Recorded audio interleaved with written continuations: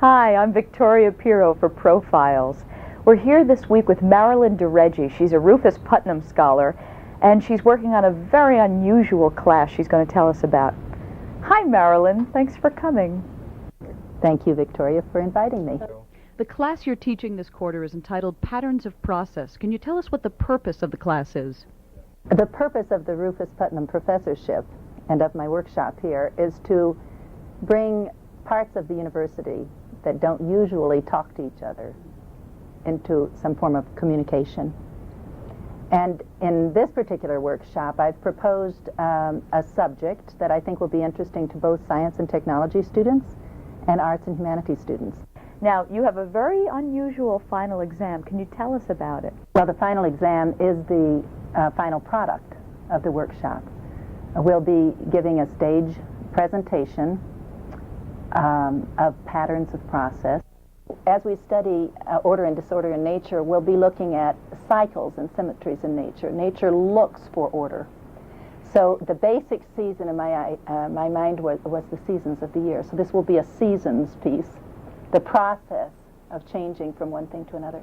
Patterns will be the images and the sounds that we find in nature on all scales, from the very smallest scale to the largest scale. We might look at images on with an electron microscope, for example, as well as from satellite photography.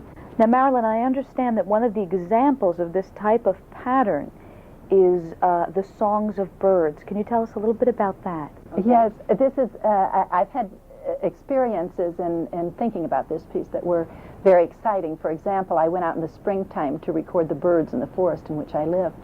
And I had listened to these birds for 20 years of my life every day. But it wasn't until I went out with my digital microphone, my parabolic disc, and my DAT recorder that I learned, in recording the 34 different species that I found, that most of the songbirds sang pentatonic scales. I didn't know that we had oriental birds in America, but that's what they did. That's interesting, because this brings us to the whole idea of the Chinese philosophy. Why do you use the Chinese philosophy as the basis of this class? Well, I thought this would be an appropriate moment perhaps to do a piece which paid tribute to Chinese culture, because they did know so many things before the West did that we're just only now beginning to understand. And I think that if we honor the Chinese culture at this time, that all of us can learn from it. In this workshop, I want people to have some areas in which they're expert and they can share with other students. I want them to work in some areas that they don't know about, where they want to take chances, where they want to learn, they want to explore. They represent 18 different schools within the university, including molecular biology, physics, engineering, mathematics, theater, fine arts, music, film, telecommunications. It's a very dynamic group. Marilyn, thank you so much for being here. We wish you the best of luck with this project. Thank you. Lisa and RT, the final project is going to be March 12th at 8 p.m. So look around for posters, because I think it's going to be really exciting.